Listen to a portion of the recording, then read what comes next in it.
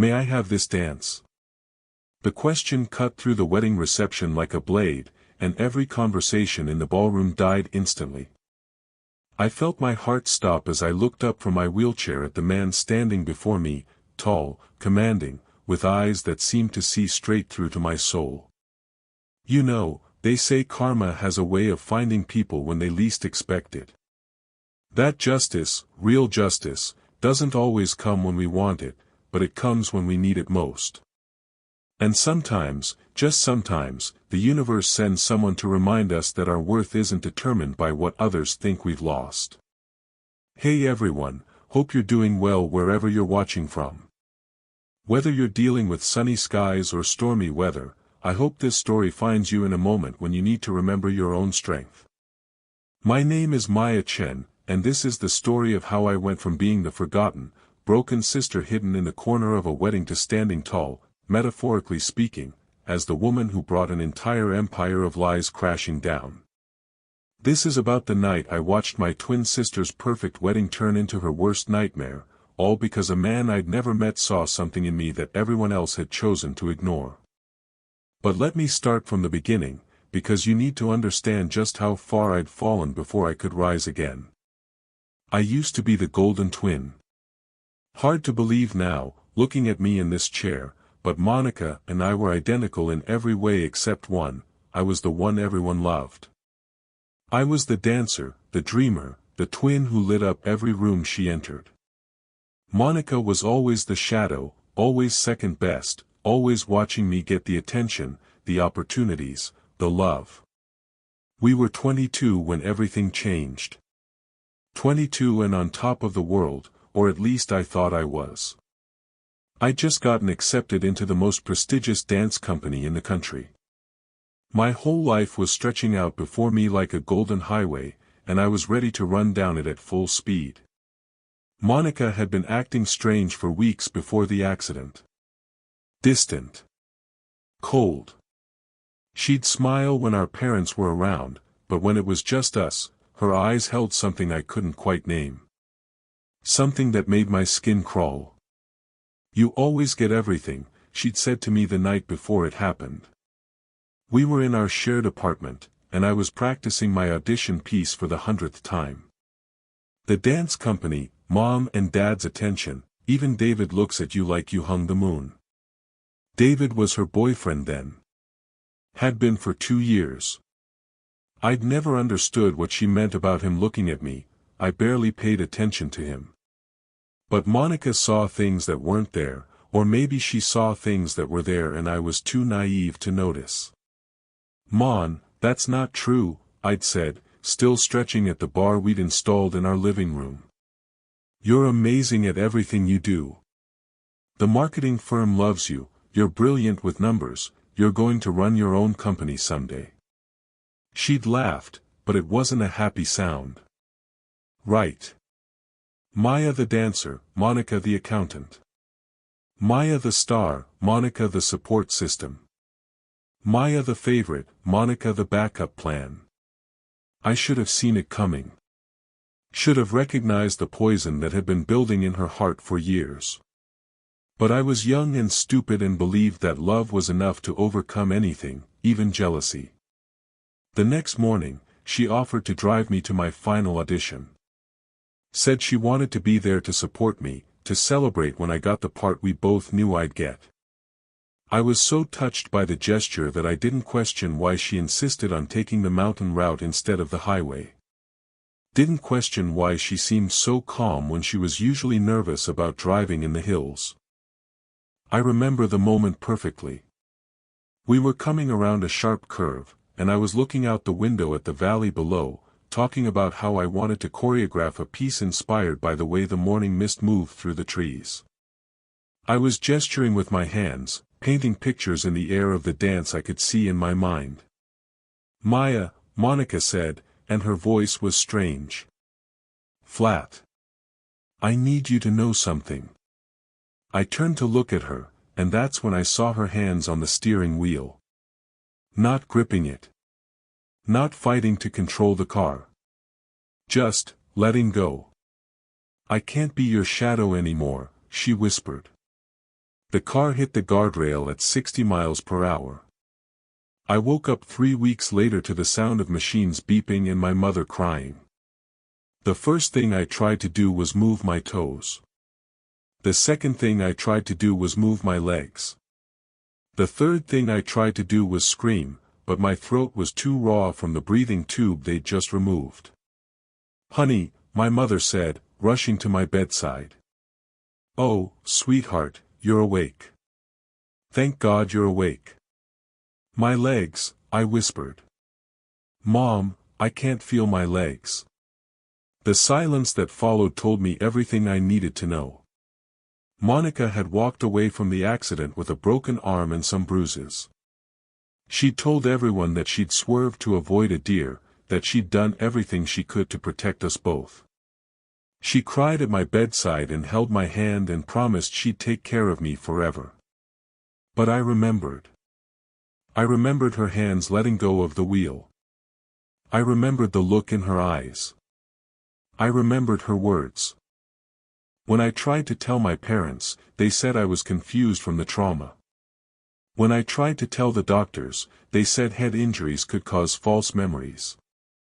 When I tried to tell David, he looked at me like I was crazy and then started spending more time with Monica, helping her cope with the guilt of not being able to save me.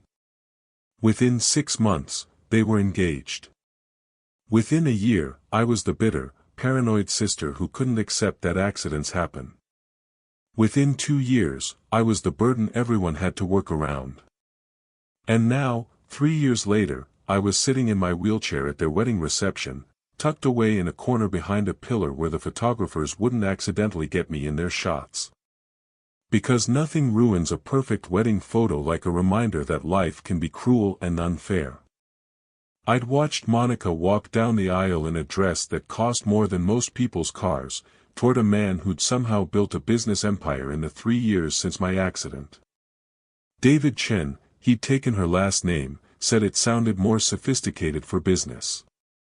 He was handsome and successful and everything a woman could want in a husband. And he was marrying the wrong twin. Not because he should have been marrying me, God knows I didn't want him anymore. But because Monica had built her entire new life on a foundation of lies, and David had no idea who he was really marrying.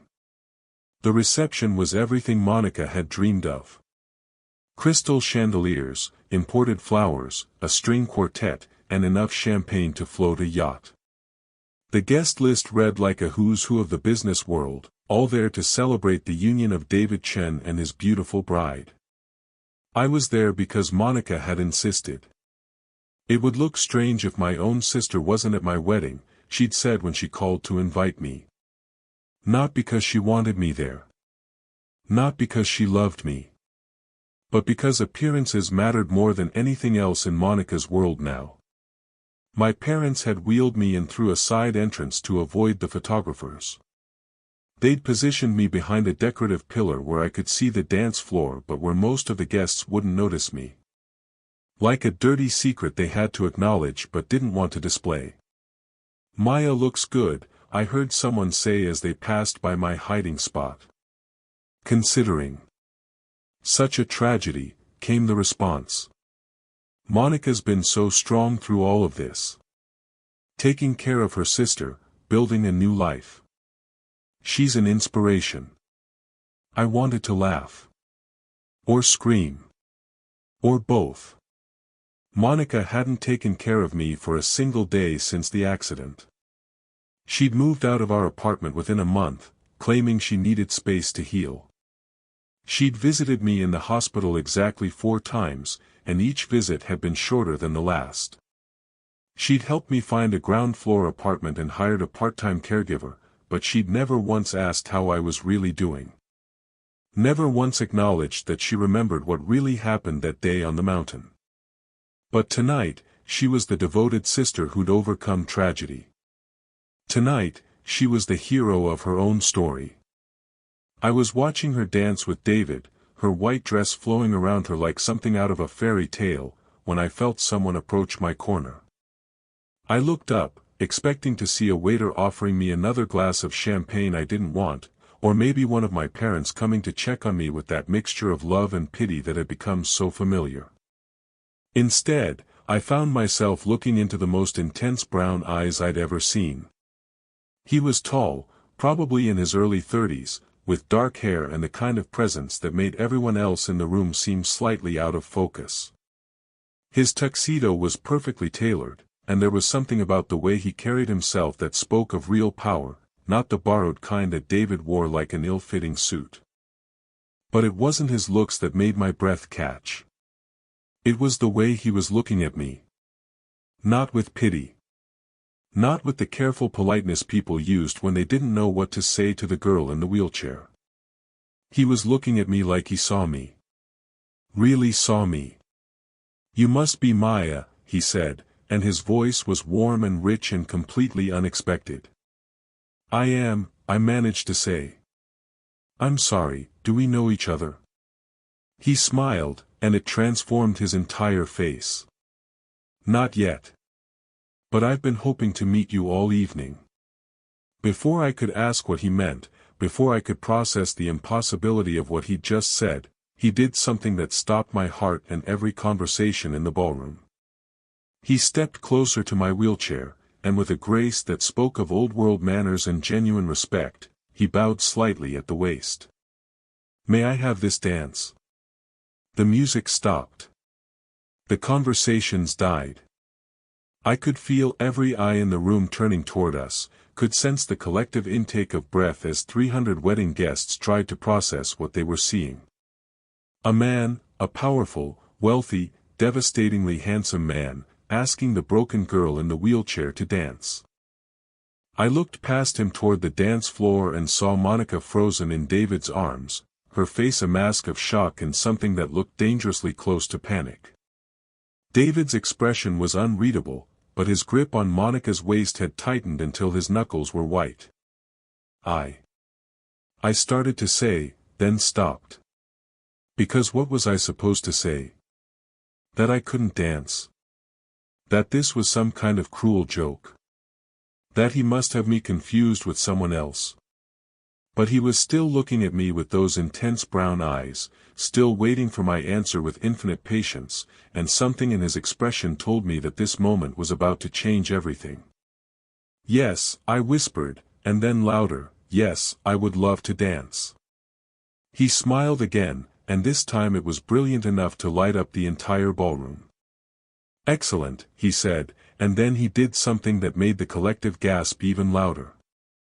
He knelt down beside my wheelchair, slipped one arm behind my back and the other under my knees, and lifted me as easily as if I weighed nothing at all. My arms went around his neck automatically, and for the first time in 3 years, I felt like I was flying instead of falling. As he carried me toward the dance floor, I caught a glimpse of Monica's face. The mask had slipped completely now, and what I saw there was pure, undiluted terror. Because somehow, impossibly, the forgotten sister was about to become the center of attention. And something told me that this mysterious man holding me in his arms was about to turn Monica's perfect wedding into something she'd never forget. For all the wrong reasons. He carried me to the center of the dance floor like I was made of spun glass and starlight. Every step was deliberate, confident, and completely oblivious to the 300 pairs of eyes tracking our movement. When he set me down, my feet touched the polished marble for the first time in 3 years, and his arms became the legs I'd lost. "Trust me," he whispered against my ear, and somehow, impossibly, I did. The string quartet, after a moment of confused silence, began playing a slow waltz. He guided my movements with such skill that I almost forgot I couldn't feel my legs. Almost forgot that I was supposed to be broken. In his arms, I was dancing again. "What's your name?" I asked as he spun me slowly, keeping me upright with an ease that spoke of either incredible strength or extensive practice. "Alexander," he said. "Alexander Reeves." The name hit me like a physical blow. Alexander Reeves. I'd heard David mention that name dozens of times over the past year, always with a mixture of reverence and fear. Alexander Reeves was the silent partner who'd funded David's rapid business expansion. The mysterious investor who'd turned David's small consulting firm into a multi-million-dollar empire seemingly overnight. "You're David's business partner," I said, and it wasn't a question. His smile was enigmatic. "Among other things." As we moved together across the dance floor, I became aware of the whispers starting up around us. The shocked murmurs of guests trying to make sense of what they were seeing.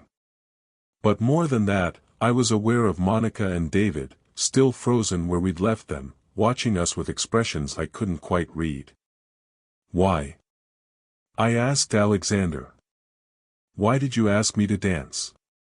"Because," he said, spinning me again with that effortless grace, "you're the only honest person in this room." Before I could ask what he meant, the song ended. The applause that followed was polite but confused, and I could feel the weight of all those stares as Alexander helped me back into my wheelchair. But instead of retreating to my corner, he pulled up a chair beside me. "Would you like some champagne?" he asked, as if sitting with the disabled sister at a wedding reception was the most natural thing in the world. Yes, thank you." He signaled a waiter with the kind of subtle gesture that spoke of someone accustomed to being obeyed instantly. Within seconds, we both had fresh glasses of champagne. "Tell me about yourself, Maya," he said, settling back in his chair like he had all the time in the world. It had been so long since someone had asked me that question, really asked it, not just made polite conversation, that I almost didn't know how to answer. "There's not much to tell anymore," I said finally. "I used to dance. Now I don't. I used to have dreams. Now I have physical therapy appointments." "That's what you used to do and what you do now," he said. I asked who you are. The question caught me off guard. Who was I? For 3 years, I defined myself by what I'd lost, by what I couldn't do anymore. I was the sister who'd been broken. The daughter who'd become a burden. The woman no man would ever want. "I don't know," I admitted. "I used to know, but your sister's accident changed everything." I looked at him sharply. "My accident. Not hers. She walked away without a scratch." "Did she?"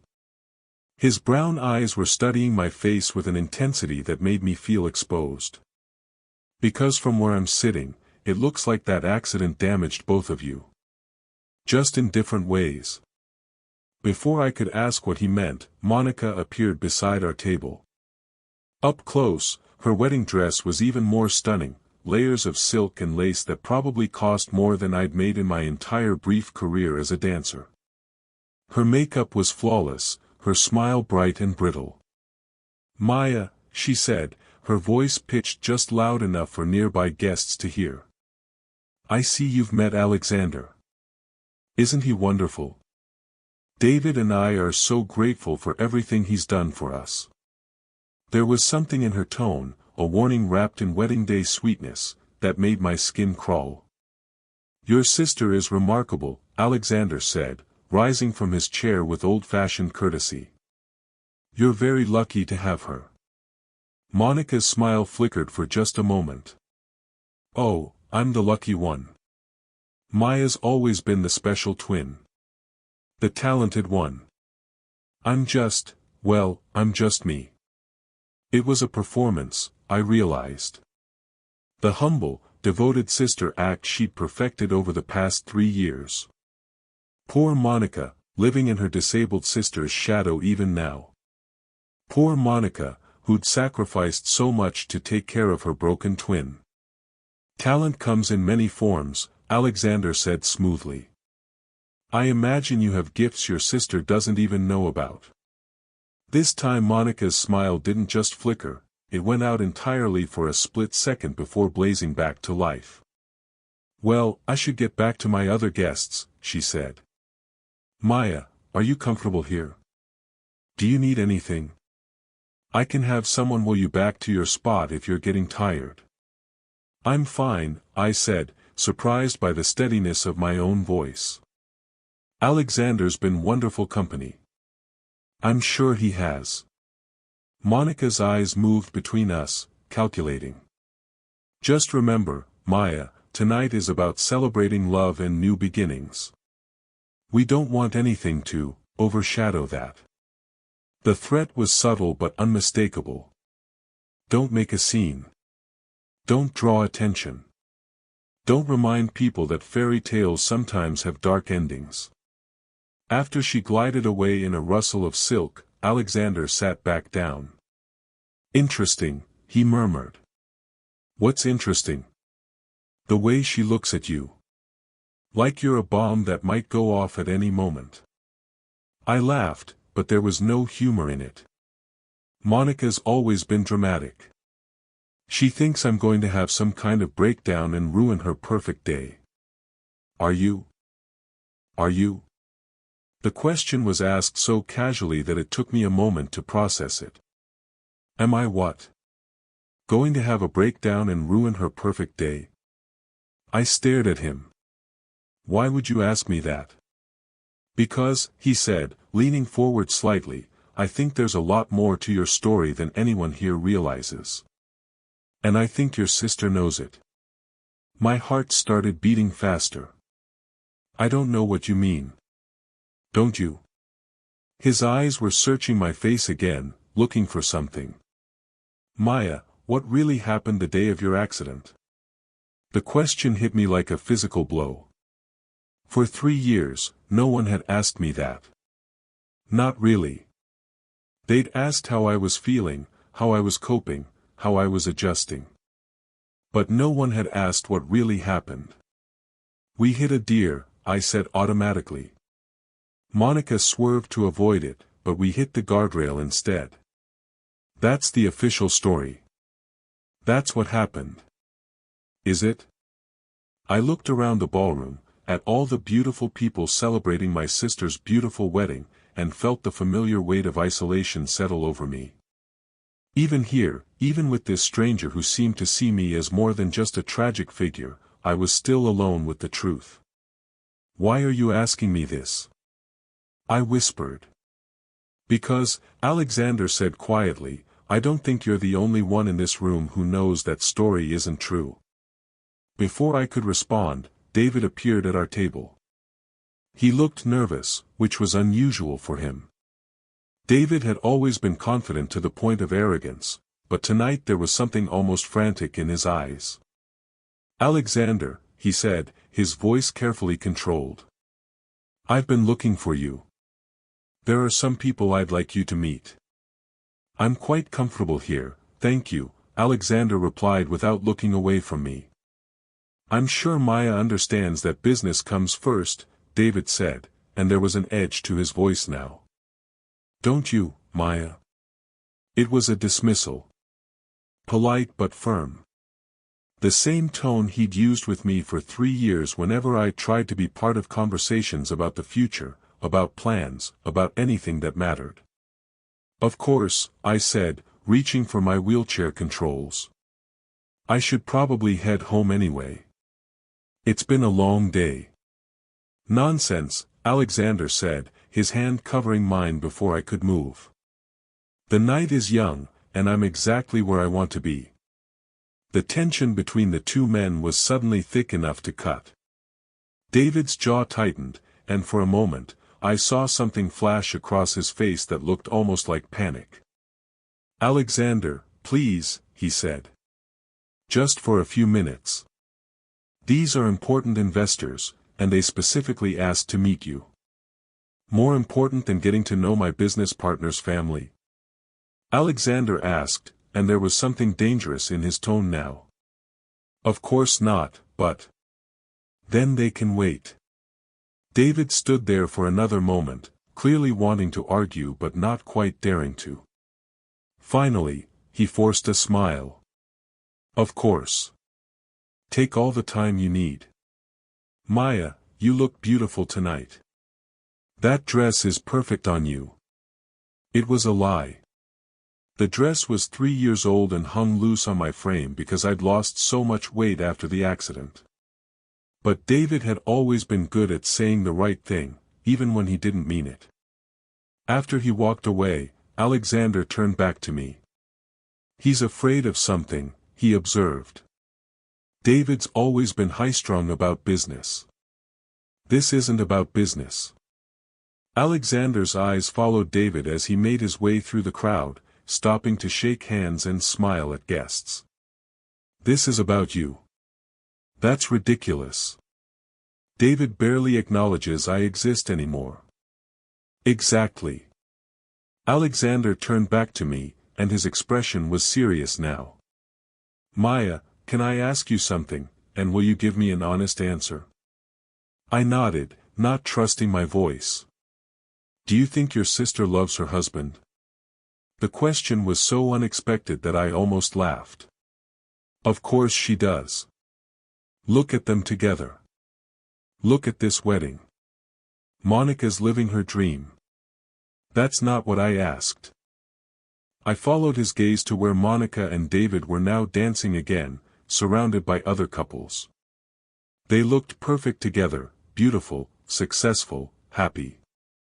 But as I watched them, really watched them, I noticed something I'd never seen before. They weren't looking at each other. Even while dancing, even on their wedding day, their eyes were scanning the room, watching the guests, performing their happiness rather than feeling it.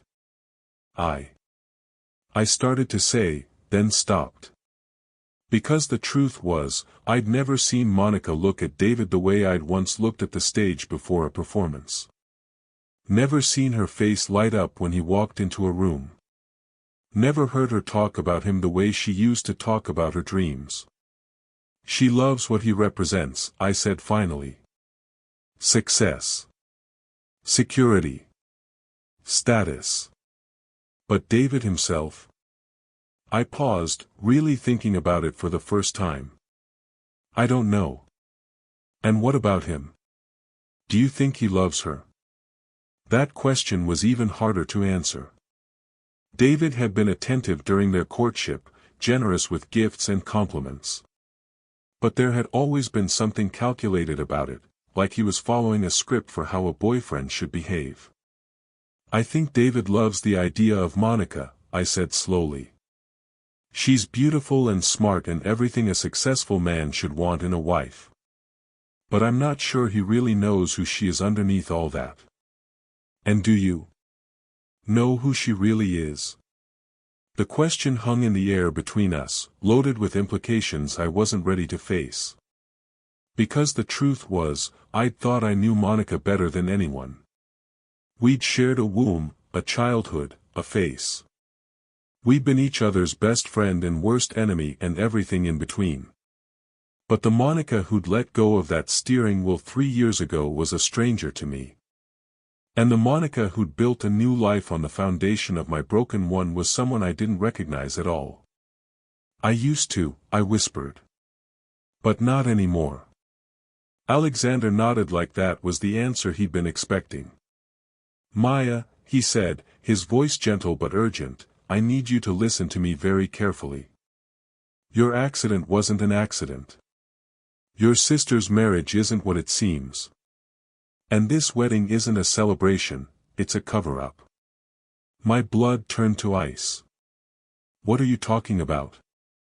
"I'm talking about the fact that David Chen's business empire is built on fraud.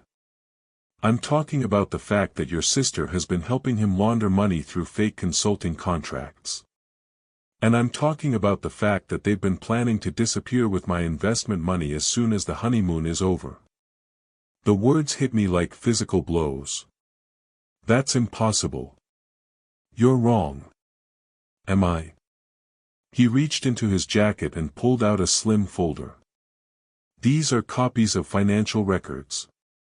Bank transfers. Email communications. All of it pointing to a very elaborate con game." I stared at the folder like it was a snake. "Why are you telling me this?" "Because," Alexander said, his eyes never leaving my face, "I think you're the key to stopping them. And I think deep down, you already know more than you're admitting to yourself. Before I could respond, before I could process what he was saying, Monica appeared beside us again. But this time, she wasn't alone. David was with her, and behind them stood two men in expensive suits who looked like they'd stepped out of a corporate boardroom. "Alexander," Monica said, her voice bright and brittle, "David's investors are so excited to meet you. They've been waiting all evening." "And Maya," David added, his smile not reaching his eyes, "your parents are looking for you." Something about it being time to head home. It was a coordinated effort to separate us, I realized. They'd planned this, probably the moment they saw Alexander sit down beside me. "Actually," Alexander said, rising from his chair, "I was just about to ask Maya if she'd like to get some fresh air. It's quite warm in here." "Oh, but Maya gets cold easily," Monica said quickly. "Ever since the accident, her circulation hasn't been the same. She's much more comfortable inside." Another lie. My circulation was fine. But it was the kind of medical detail that sounded authoritative, the kind of thing people wouldn't question. "I'm sure Maya can speak for herself," Alexander said, and there was steel in his voice now. All eyes turned to me. Monica's were pleading. David's were warning. The two investors looked impatient. And Alexander's were encouraging, waiting for me to make a choice. For 3 years, I'd let other people make choices for me. Let them decide what I could and couldn't do, where I could and couldn't go, what I could and couldn't handle. I'd become a passenger in my own life, letting everyone else drive while I sat in the back seat and tried not to cause trouble. But sitting there in that ballroom, with Alexander's folder of evidence burning like a brand in my peripheral vision, I realized that I was tired of being a passenger. "Fresh air sounds wonderful," I said, my voice stronger than it had been in years. Monica's face went white beneath her makeup. And for the first time since my accident, I felt like I was about to take control of my own story. Alexander wheeled me through the ballroom's French doors onto a sprawling terrace that overlooked the hotel's gardens. The night air was cool against my skin, and for the first time all evening, I could breathe without feeling like I was suffocating under the weight of everyone's expectations. "Better?" he asked, positioning my wheelchair so I could see both the gardens and the ballroom through the glass doors. "Much." I watched the wedding reception continuing inside, all those beautiful people dancing and laughing and celebrating a love story that apparently wasn't what it seemed. "Alexander, what you said in there about Monica and David. I need you to explain it to me. All of it." He pulled a chair close to mine and opened the folder he'd shown me earlier. In the soft light from the terrace lamps, I could see pages of financial documents, bank statements, and what looked like email printouts. 6 months ago, he began, David Chen approached my investment firm with a proposal.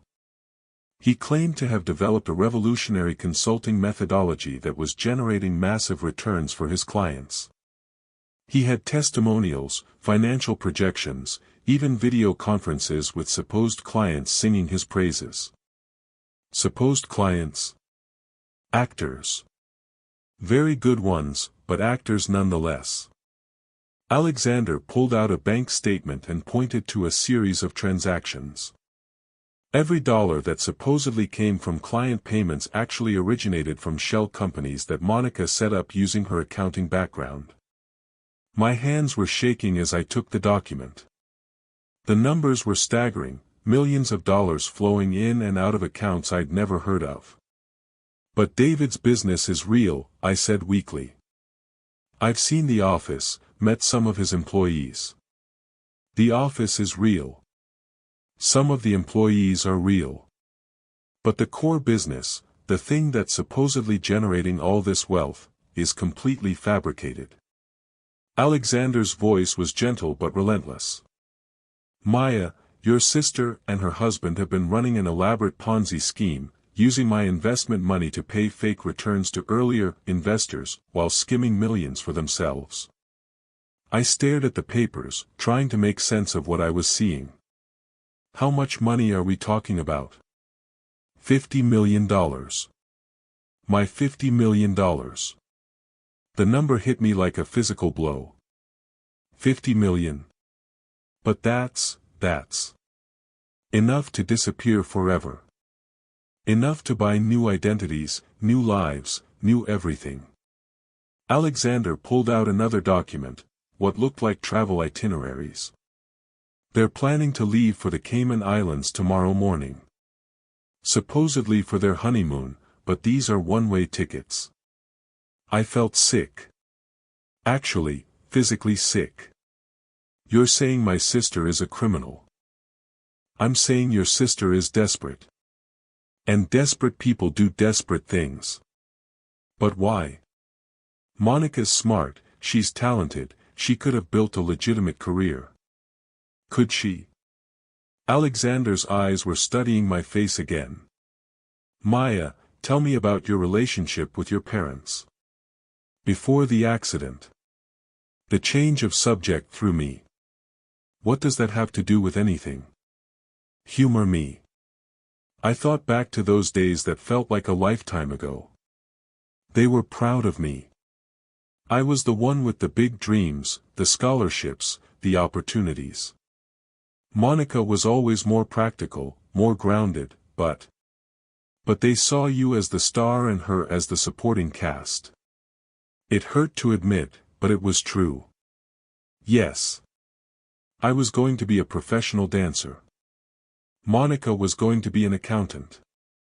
In my parents' eyes, there was no comparison. And David? How did he fit into that dynamic? David was Monica's boyfriend, but I stopped, remembering something I'd tried to forget. He used to watch me dance.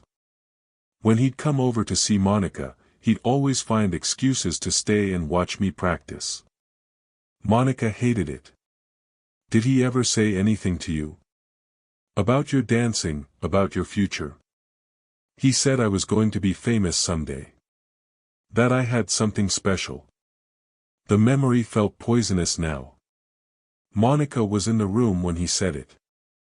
She got so angry she didn't speak to either of us for days. Alexander nodded like pieces of a puzzle were falling into place. Maya, I need to ask you something, and I need you to really think before you answer. The day of your accident, was there anything unusual about Monica's behavior? Anything that seemed off? I closed my eyes, forcing myself to go back to that morning. For 3 years, I tried not to think about it, tried to accept the official story and move on. But now, with Alexander's revelations swirling in my head, details I'd suppressed came flooding back. She was calm, I said slowly. Too calm. Usually Monica was nervous about driving in the mountains, but that day she seemed resolved. Like she'd made a decision about something. What else? She kept looking at me in the rearview mirror.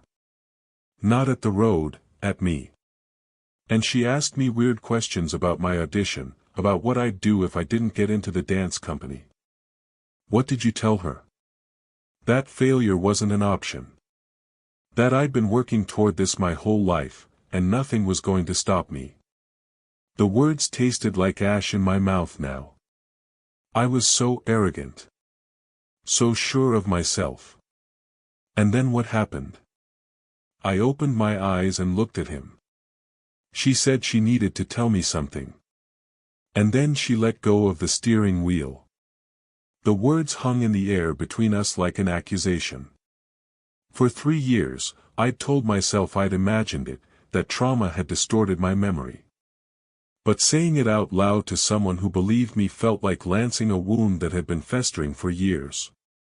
She let go on purpose, Alexander said quietly. Yes. The admission came out as barely a whisper. She wanted to hurt me. Maybe not paralyze me, but she wanted to stop me from dancing. From being the favorite. From having everything she thought she deserved. And afterward? Afterward, she became the devoted sister. The one who'd sacrificed everything to take care of me. Suddenly she was the hero of the story, and I was just broken. Alexander reached over and took my hand. His was warm and steady, and I realized I was crying. Maya, there's something else you need to know. About David. I wiped my eyes with my free hand. What about him? He was never really Monica's boyfriend. Not in the way that mattered. Alexander pulled out another document, what looked like a private investigator's report. David Chen has been running cons for years. Small ones at first, then bigger and bigger. He targets women who have access to money or connections, makes them fall in love with him, then disappears with whatever he can steal. But he married her. Because this time, he found something better than a quick score. He found a partner. Alexander's voice was grim. Monica didn't just give him access to money, she gave him legitimacy. An accounting background, a respectable family, a tragic story that made people want to help them succeed. The accident, I breathed. It wasn't just about stopping me from dancing. It was about creating a cover story for them. Think about it. The devoted sister caring for her disabled twin, the loving boyfriend who stood by them both through tragedy. Who would suspect people like that of running a massive fraud? I felt like I was drowning. Everything I'd believed about the last 3 years was crumbling around me. But David seems to genuinely care about Monica. I've seen them together. You've seen them performing together. There's a difference. Alexander pulled out his phone and showed me a series of text messages. These are from David's phone to an associate of his. We intercepted them last week. I read the messages with growing horror. The wife is getting clingy. Keeps talking about kids and the future. Stick to the plan. 2 more weeks and we're gone. What about the sister? What about her? She's not our problem anymore. She could identify us later. She's a cripple who nobody believes. Even if she talks, who's going to listen? The phone slipped from my numb fingers. He called me a cripple. Maya. He called me a cripple, and Monica. Monica is planning to abandon me. After everything, after all her promises to take care of me, she's just going to disappear and leave me with nothing. The betrayal was so complete, so devastating, that I couldn't even process it properly. It was like trying to swallow an ocean of pain all at once. There's more, Alexander said gently. The money they've stolen, some of it came from your parents' retirement fund. Monica convinced them to invest with David's company. No. The word came out as a moan. No, she wouldn't do that to them. She did. $50,000. Everything they'd saved for their golden years. I doubled over in my wheelchair, gasping for air. My parents, who'd already sacrificed so much to take care of me, who'd worked extra jobs to pay for my medical bills and equipment, Monica had stolen their future too. Why are you telling me this? I asked when I could speak again. Why not just go to the police? Because I need proof that will hold up in court. And because. He hesitated. Because I think you deserve to be the one who brings them down. Me? I can't even walk. What am I supposed to do? You can do more than you think. Alexander's voice was intense now, urgent. Maya, you're the only person who knows the truth about the accident. You're the only one who can testify about Monica's real character. And you're the only one they won't see coming. I don't understand. They think you're broken. Helpless. Irrelevant. They've spent 3 years making sure everyone sees you that way, including yourself. He leaned forward, his eyes burning with conviction. But what if you're not? What if you're exactly what we need to stop them? Before I could respond, the terrace doors burst open. Monica stood there in her wedding dress, her face flushed with anger and something that looked like panic. "Maya," she called out, her voice artificially bright. "There you are. We've been looking everywhere for you. It's time for the cake cutting, and I need my maid of honor beside me." I hadn't been asked to be maid of honor. I wasn't even in the wedding party. But Monica was performing again, creating a narrative for anyone who might be watching. "I'll be right there," I said, surprised by how steady my voice sounded. "Actually," Monica said, stepping onto the terrace, "I think you should come now. You know how you get when you're overtired. We don't want you to have one of your episodes." Episodes. Another lie. I'd never had episodes, but it was the kind of medical-sounding excuse that made people nod sympathetically and stop asking questions. "Maya's been wonderful company," Alexander said, rising from his chair. "We were just discussing her future plans." "Maya doesn't make plans anymore," Monica said quickly. "The doctor said it's better for her to focus on the present. Too much thinking about the future can be overwhelming for someone in her condition." Another lie. Another way of making me seem fragile and incompetent. But this time, instead of shrinking under the weight of her words, I felt something new rising in my chest. Something hot and fierce and long overdue. Anger. "Actually," I said, my voice cutting through Monica's performance like a blade, "I've been thinking about the future quite a lot lately. About truth. About justice. About what people really deserve." Monica's smile flickered. "Maya, you're not making sense. You're obviously tired." "I'm not tired," I said, rolling my wheelchair closer to her. "I'm awake. For the first time in 3 years, I'm completely awake." And as I looked into my twin sister's eyes, eyes that were identical to mine but held none of the love I'd once seen there, I realized that Alexander was right. I wasn't broken. I wasn't helpless. I wasn't irrelevant. I was the key to bringing down the 2 people who'd stolen my life, my family's future, and $50 million from the man who just reminded me that I was worth more than my wheelchair. The only question was, did I have the courage to use that key? Looking at Monica's increasingly panicked expression, I realized I was about to find out. "Maya, you're scaring me," Monica said, but her eyes weren't scared, they were calculating. "Maybe we should get you back to your room. You've had a long day." "I'm not going anywhere," I said firmly. Alexander and I were having a fascinating conversation about business. About investments. About trust. Monica's face went pale beneath her makeup. Behind her, I could see David approaching through the ballroom, his expression tense. "Darling," he called out as he stepped onto the terrace, "the photographer wants to get some family shots before we cut the cake." "Maya, your parents are asking for you." Another lie. I could see my parents through the glass doors, sitting at their table, completely unaware of any photo session. "How convenient," Alexander said smoothly.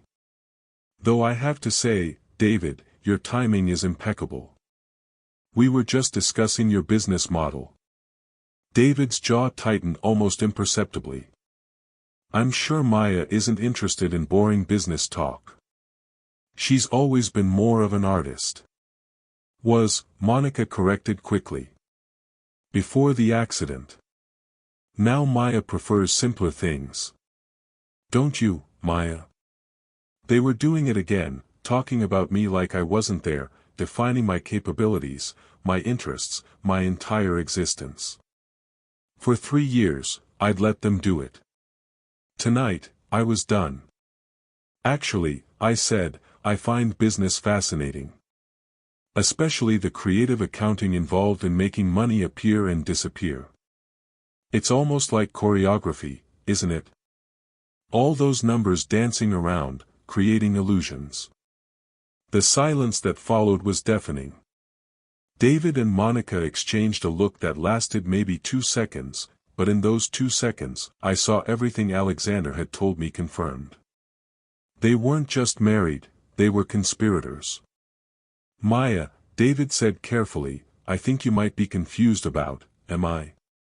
I pulled out my phone and opened the voice recording app, making sure they could see what I was doing. Because I'd love to hear more about your consulting methodology. The one that's generating such impressive returns for your clients. David's face went white. Maya, what are you doing? Learning, I said simply. For 3 years, everyone's told me I'm too fragile to handle complex information. Too damaged to understand business. Too broken to be trusted with important decisions. But tonight, I'm discovering I understand more than anyone gave me credit for.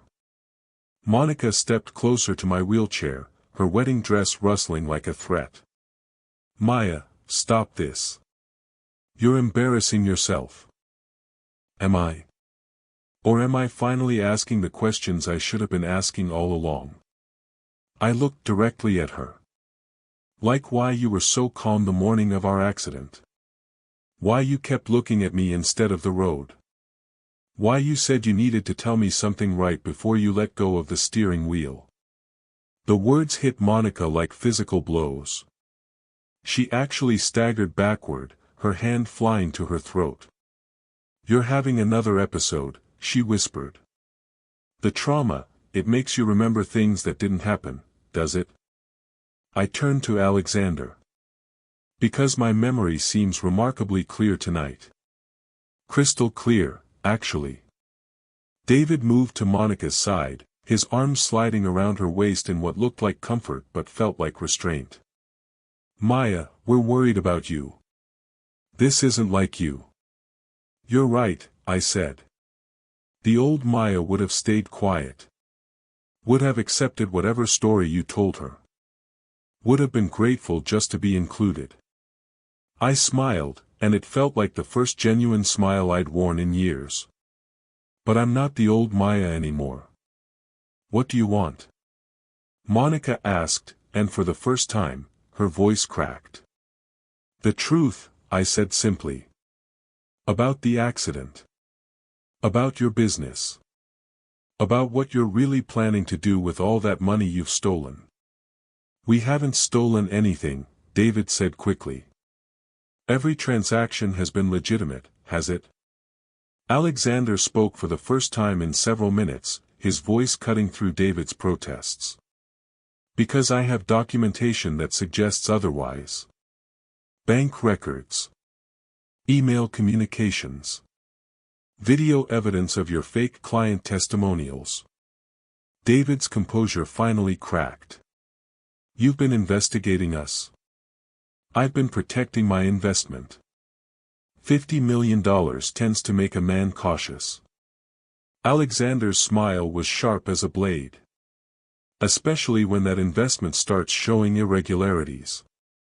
What irregularities? Monica demanded. Client payments that originate from shell companies. Testimonials from actors who've never heard of your consulting firm. Financial projections that exist only on paper. Alexander pulled out his phone. Would you like me to play some of the recordings? I particularly enjoyed the one where David explains to his associate how easy it is to fool desperate investors with a good sob story. The color drained from David's face completely. You're bluffing. Am I? Alexander pressed play on his phone. David's voice filled the terrace. The key is the emotional hook. Rich guys love feeling like heroes. Give them a tragic backstory, disabled sister, devoted wife, overcoming adversity, and they'll throw money at you without doing proper due diligence. Monica made a sound like a wounded animal. David, You said those recordings were destroyed. I thought they were, David said, his voice barely above a whisper. Oops, Alexander said mildly. Technology can be so unreliable. I stared at my sister and her husband, watching their perfect facade crumble in real time. So it's true. All of it. The business is fake, the money is stolen, and I was just, what? A prop in your con game? Maya, it's not like that, Monica said desperately. We never meant for you to get hurt. Didn't you? I rolled my wheelchair closer to her. Because from where I'm sitting, it looks like my accident was the best thing that ever happened to your career as a criminal. That's not fair. Fair. The word exploded out of me with 3 years of suppressed rage behind it. You want to talk about fair? You destroyed my legs, stole my dreams, convinced everyone I was crazy when I tried to tell the truth, and then used my disability as a cover story for your crimes. And now you want to talk about fair? Monica was crying now, her perfect makeup running down her cheeks. I never meant for the accident to be so bad. I just wanted to stop you from leaving. From always being the favorite. I thought maybe if you were hurt, just a little, Mom and Dad would finally see me. So you decided to crash our car. I thought we'd just get bruised. Maybe break an arm or something. I never thought. She gestured helplessly at my wheelchair. I never thought it would be permanent. The confession hung in the air like a toxic cloud. Even David was staring at Monica in horror. You told me it was an accident, he said slowly. You said you swerved to avoid a deer. I had to. If you knew the truth, you never would have stayed with me. You're right, David said, backing away from her. I wouldn't have. For a moment, I almost felt sorry for Monica. She looked so small and broken in her expensive wedding dress, finally telling the truth after 3 years of lies. Then I remembered my parents' retirement fund. The $50 million. The text messages calling me a cripple. Alexander, I said, my voice steady and cold, I think it's time to call the police. Maya, wait, Monica pleaded. We can fix this. We can pay the money back. With what money? You've already spent it, haven't you? On this wedding, on your new life, on whatever escape plan you had cooking. Monica's silence was enough answer. The Cayman Islands, I continued. One-way tickets tomorrow morning. Were you even going to say goodbye? We left you a letter, David said weakly. How thoughtful. I pulled out my phone again. Alexander, do you have that detective's number handy? I think it's time to end this performance. As Alexander dialed, I watched my sister's fairy tale wedding transform into her worst nightmare. And for the first time in 3 years, I felt like I was exactly where I belonged. In control of my own story. The police arrived within 20 minutes, their flashing lights casting red and blue shadows across the hotel's elegant facade. I watched from the terrace as 3 unmarked cars pulled up to the main entrance, followed by what looked like FBI agents in dark suits. Maya, please, Monica begged, still in her wedding dress but now with mascara streaking down her cheeks. Don't do this. I'm your sister. My sister died the day she let go of that steering wheel, I said, surprised by how calm I sounded. I don't know who you are. Detective Sarah Martinez approached our group with the confident stride of someone who'd done this many times before. She was younger than I'd expected, with sharp eyes that missed nothing. Mr. Reeves, she said to Alexander. I'm Detective Martinez. We spoke on the phone. Thank you for coming so quickly, Alexander replied. I believe you'll find everything you need in these files. As he handed over the folder of evidence, I noticed David trying to edge toward the terrace doors. Monica grabbed his arm. "Don't even think about it," Detective Martinez said without looking up from the documents. "We have agents at every exit." "This is insane," David said, his voice cracking. "We're at our own wedding. These are our guests. You can't just—" "Actually, we can." Detective Martinez looked up from the papers, her expression grim. "David Chen, you're under arrest for wire fraud, money laundering, and conspiracy to commit theft. Monica Chen, you're under arrest for the same charges, plus assault with a deadly weapon." "Assault?" Monica's voice was a whisper. "But Maya's accident." "Wasn't an accident," Detective Martinez finished. "We have your confession on recording, thanks to Ms. Maya's quick thinking with her phone." I held up my device, still recording. 3 years of people telling me I was confused about what happened. Turns out my memory was perfect. As the detective read them their rights, I watched the last 3 years of my life recontextualize themselves. Every sympathetic look Monica had received. Every time someone praised her for standing by her disabled sister. Every moment I'd been made to feel like a burden or an embarrassment. All of it built on a lie. "Maya," Monica said as the handcuffs clicked around her wrists, "I know you hate me, but please, think about Mom and Dad. This will destroy them." "You should have thought about that before you stole their retirement money," I replied. Monica's face crumpled. "How did you?" $50,000, I said. "Everything they saved for their golden years. Gone. Because their daughter convinced them to trust a con man." Through the ballroom windows, I could see the wedding guests in chaos. Some were trying to leave, others were taking pictures with their phones, and a few were demanding answers from the hotel staff. The fairy tale had become a nightmare, and everyone wanted to know how.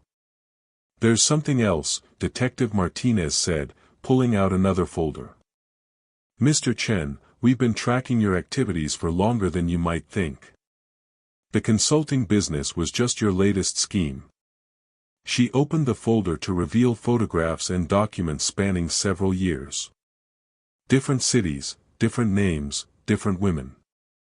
Jennifer Walsh in Portland. Stephanie Kim in Denver. Rachel Torres in Phoenix. Detective Martinez held up photo after photo. All successful women. All left financially ruined after brief relationships with a man who looked remarkably like you. David's face had gone gray. "I don't know what you're talking about." "Really?" "Because Jennifer Walsh picked you out of a lineup yesterday. Seems she never forgot the face of the man who stole her inheritance and disappeared." Monica stared at David in horror. "You told me I was the only one. You said you'd never done anything like this before."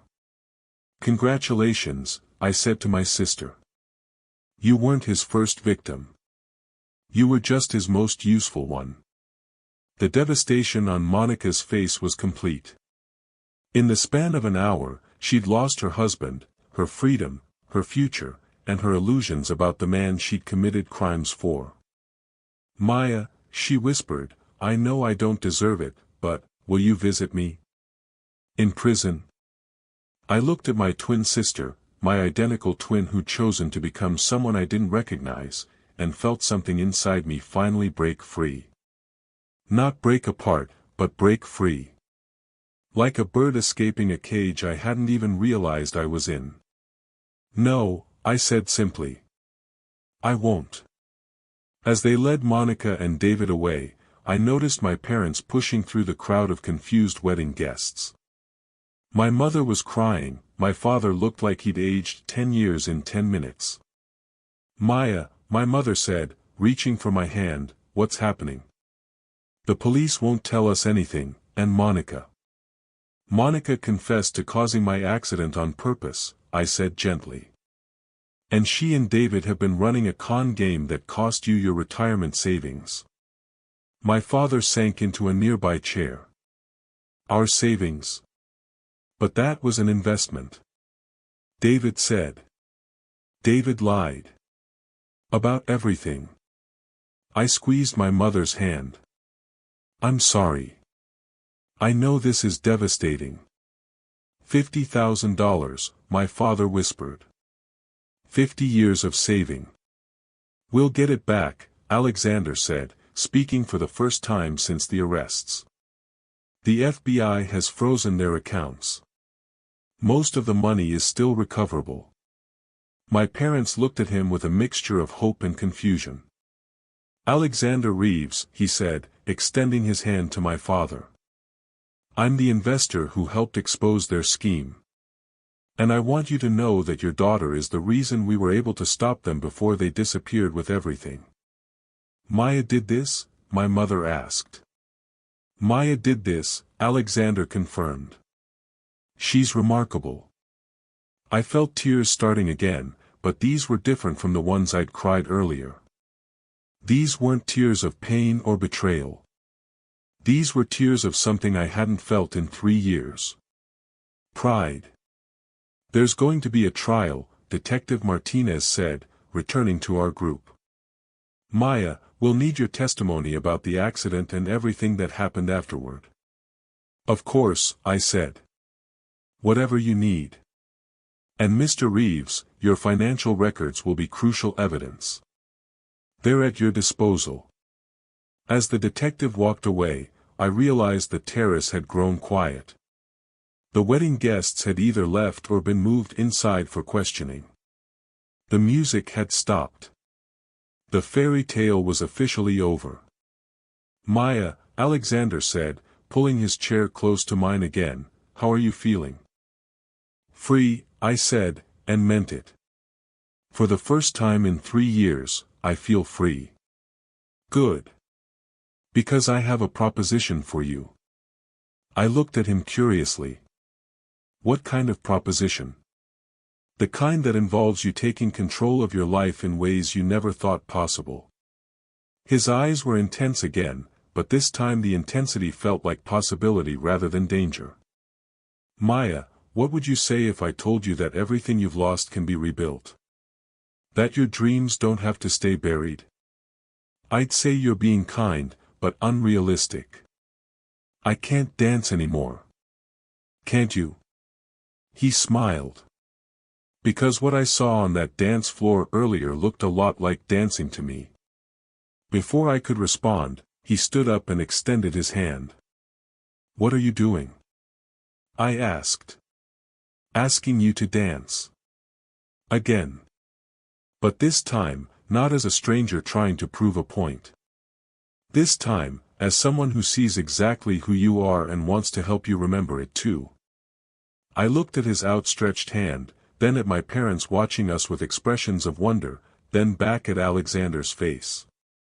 The music stopped, I said. Then we'll make our own.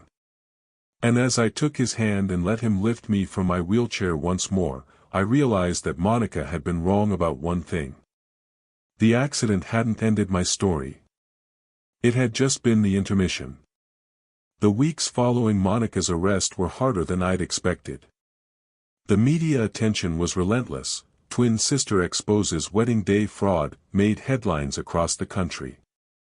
Reporters camped outside my apartment building, calling at all hours, offering money for exclusive interviews. But the media circus was nothing compared to the isolation that followed. I can't believe you did this to your own sister, my Aunt Carol said during what would be our last phone conversation. Monica made a mistake, but destroying her life. That's just vindictive. She destroyed her own life, I replied, but Carol had already hung up. One by one, family members chose sides. Cousins who'd grown up with us, aunts and uncles who'd watched us take our first steps together, family friends who'd known us since birth, they all seemed to believe that blood should have been thicker than justice. Monica's always been there for you, my cousin Jake said when he came to collect some of Monica's belongings from my parents' house. After your accident, she could have walked away, but she didn't. She stayed. She helped. And this is how you repay her. She stayed because my disability was useful to her, I said. It made her look like a saint while she robbed people blind. That's a horrible thing to say about someone who loves you. Someone who loves me wouldn't have caused my accident in the first place. Jake shook his head. You're so bitter, Maya. The accident changed you into someone I don't recognize. The irony was crushing. I was finally telling the truth, finally standing up for myself, finally refusing to be a victim, and everyone saw it as me becoming the villain. My parents tried to stay neutral, but I could see the strain wearing on them. My mother would start to say something about Monica, then catch herself. My father spent hours staring at financial documents, trying to understand how they'd been so thoroughly deceived. 50 years, he said one evening as we sat in their living room. 50 years of putting away $20 here, $50 there. Working overtime, skipping vacations, buying generic groceries so we could save for retirement. The FBI said most of the money is recoverable, I reminded him. Most isn't all. And even if we get every penny back, how do we trust anyone again? How do we know the next investment advisor isn't another David Chin? I didn't have an answer for that. The worst part was the nights. Alone in my apartment, with nothing but my thoughts and the constant replay of Monica's confession. I never meant for it to be so bad. The words echoed in my head like a broken record. She'd been willing to hurt me, just not as much as she actually did. Somehow, that felt worse than if she'd intended to paralyze me. It meant my entire life had been destroyed by accident, as collateral damage in Monica's jealousy. 3 weeks after the arrest, I got a call from Monica's lawyer. Ms. Chen, my client would like to see you. She's being held at the county jail pending trial, and she's struggling. I'm not surprised. She's asked me to tell you that she has information about your accident. Medical information that might be relevant to your recovery. My blood went cold. What kind of medical information? I can't discuss it over the phone. But she says it's something the doctors never told you. Something about your prognosis. I hung up without answering, but the seed was planted. What if there was something about my condition that I didn't know? What if Monica had been hiding medical information along with everything else? That night, I called Alexander. We'd been talking regularly since the wedding, and he'd become something between a friend and... I wasn't sure what else. She's playing games, he said when I told him about the lawyer's call. Trying to manipulate you into visiting her. But what if she's not? What if there really is something about my medical records that I don't know? Maya, you've seen dozens of doctors. You've had every test imaginable. If there was something to know, you'd know it. Would I? My family's been lying to me for 3 years. My sister caused my accident and convinced everyone I was delusional when I tried to tell the truth. How do I know the doctors weren't part of it somehow? Alexander was quiet for a long moment. Do you want me to come with you? To see Monica? To get your medical records? All of them. From every doctor, every hospital, every specialist you've seen. We'll review them together, make sure there's nothing hidden.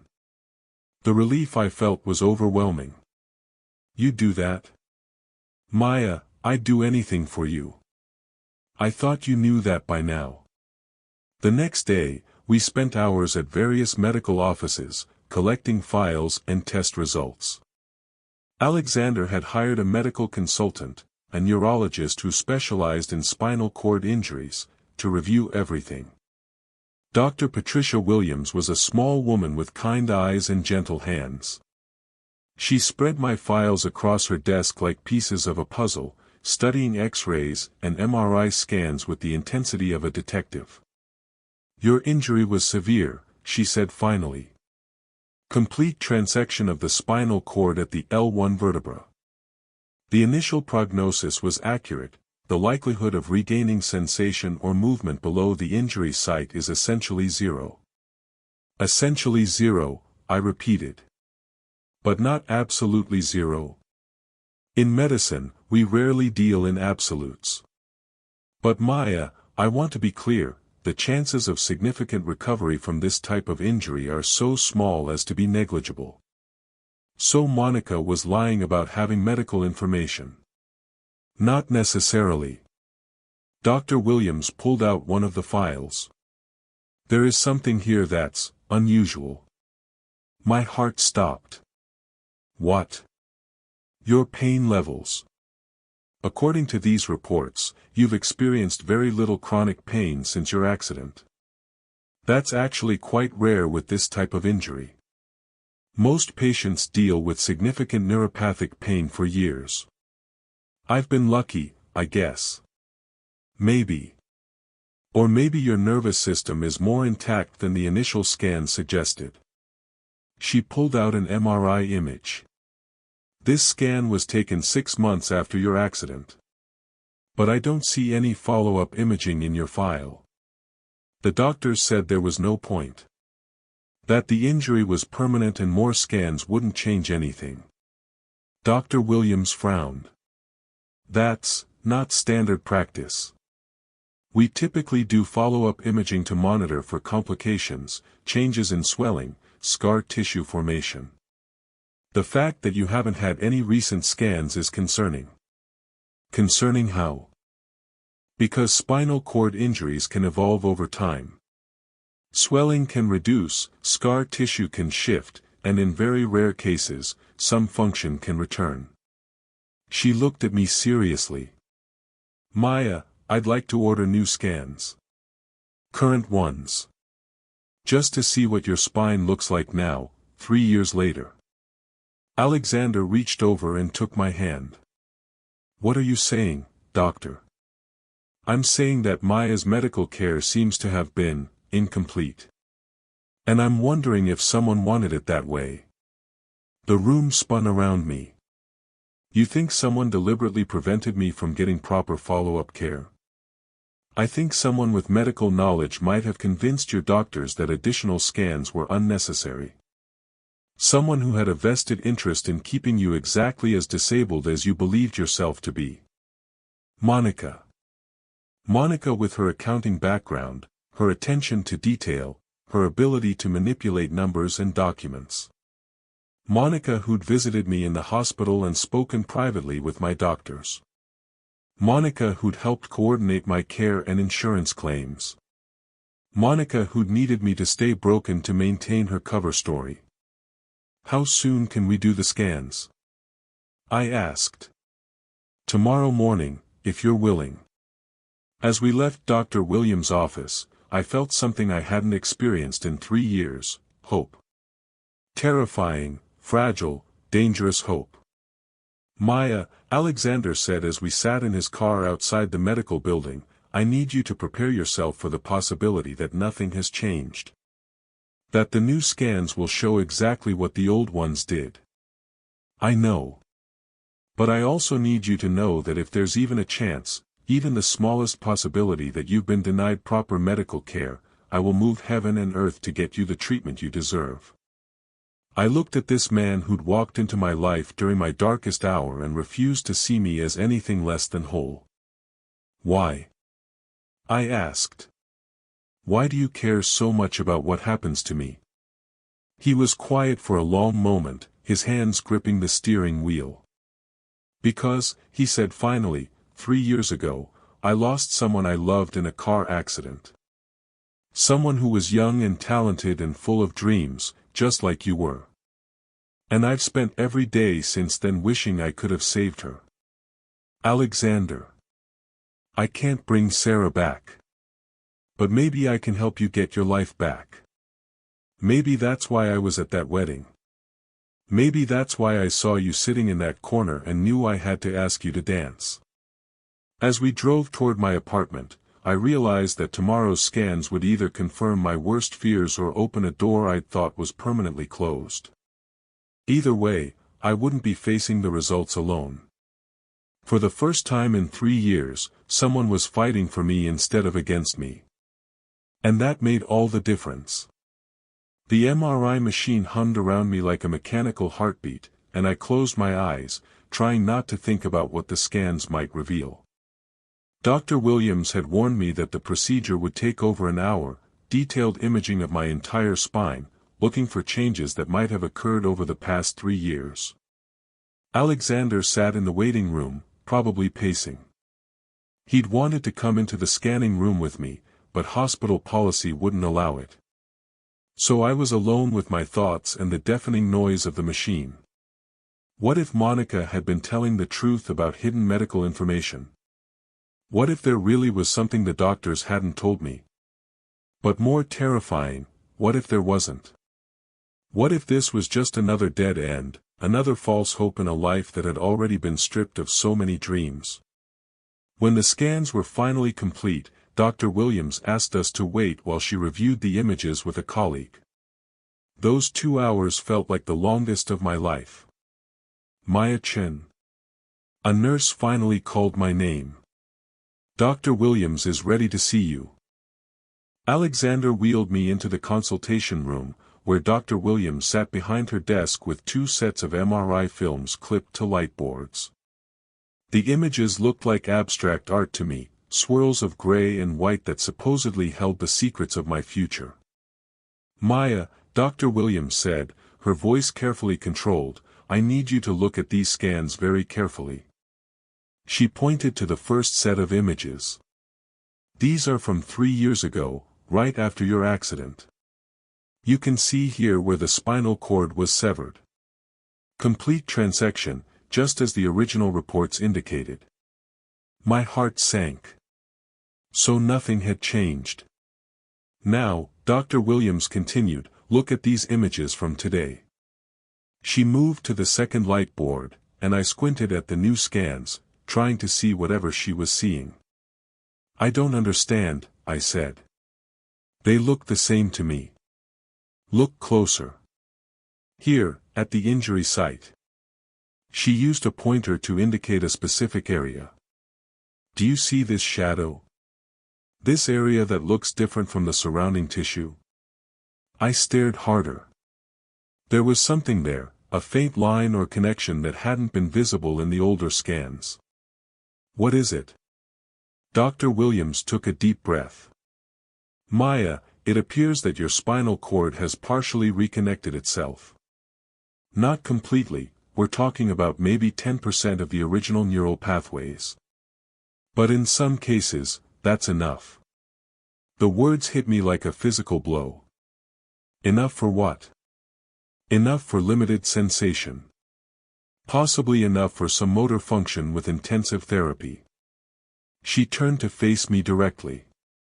Maya, there's a chance, a real chance, that you could regain some feeling and movement in your legs. The room started spinning. Alexander's hand found mine and gripped it tightly. How is that possible?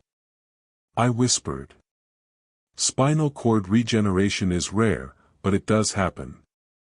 Usually within the first year after injury, but sometimes longer. The fact that you've experienced so little chronic pain was actually a sign that your nervous system was trying to heal itself. But the doctors said, they told me it was permanent. That there was no hope. Dr. Williams pulled out my original medical file. According to these records, you were supposed to have follow-up scans at 6 months, 1 year, and 2 years post-injury. None of those scans were ever performed. Why not? According to the notes here, someone with medical power of attorney, your sister Monica, declined the follow-up imaging. She told your doctors that you were emotionally fragile and that additional scans would give you false hope. The betrayal was so complete, so devastating, that I couldn't even process it properly. Monica hadn't just caused my accident, she'd actively prevented me from discovering that I might recover from it. She knew, I said, my voice barely audible. Somehow, she knew there was a chance I could get better, and she made sure I never found out. It's possible, Dr. Williams said gently. Someone with accounting background would understand medical billing, insurance claims, the paperwork trail. She would have known which appointments were being scheduled and could have intervened. Alexander's grip on my hand tightened. What are Maya's options now? What kind of treatment are we talking about? Intensive physical therapy, possibly surgical intervention to remove scar tissue that's impeding nerve function. It would be a long process, months, maybe years. And I can't promise complete recovery. We might be talking about limited sensation, the ability to stand with assistance, maybe some walking with braces and crutches. But I could walk again. The words came out as barely a whisper. It's possible. Not certain, but possible. I started crying then, huge, ugly sobs that came from somewhere deep in my chest. 3 years. 3 years of believing I was permanently broken, that my dancing days were over forever, that I'd never feel my legs again. 3 years of Monica watching me struggle with depression and despair, knowing that there might be hope I was being denied. Maya, Alexander said softly, what do you want to do? It should have been an easy question. Of course I wanted to try the therapy. Of course I wanted the chance to walk again, even if it was limited. But as I sat there in that consultation room, I realized the choice wasn't that simple. If I do this, I said slowly, if I try the therapy and it works, even partially, Monica will know that I know. She'll know that I discovered what she did. So she's already facing fraud charges and assault charges. If it comes out that she also deliberately sabotaged my medical care, that she prevented me from getting treatment that could have helped me recover. I looked at Dr. Williams. That's another crime, isn't it? Medical neglect, possibly conspiracy to commit fraud against insurance companies. Yes, it could add significant time to her sentence. She's my sister, I said, and even as the words came out, I hated myself for saying them. My twin sister. If I pursue this, I could be sending her to prison for decades instead of years. Alexander was staring at me in disbelief. Maya, she paralyzed you on purpose and then made sure you stayed paralyzed. She doesn't deserve your protection. I know that. Logically, I know that. I wiped my eyes with the back of my hand. But she's still the person who taught me to ride a bike. Who stayed up all night with me when I had pneumonia in 3rd grade. Who used to braid my hair before dance recitals. That person doesn't exist anymore, Alexander said firmly. Maybe she never did. Maybe even as a child, Monica was capable of this kind of calculated cruelty. Or maybe she became this person because of jealousy and desperation and choices that spiraled out of control. I looked at him pleadingly. I'm not saying what she did was right. I'm not saying she doesn't deserve to be punished. But if I pursue this medical angle, I'm not just seeking justice, I'm seeking revenge. What's the difference? Justice is about making sure she faces consequences for her actions.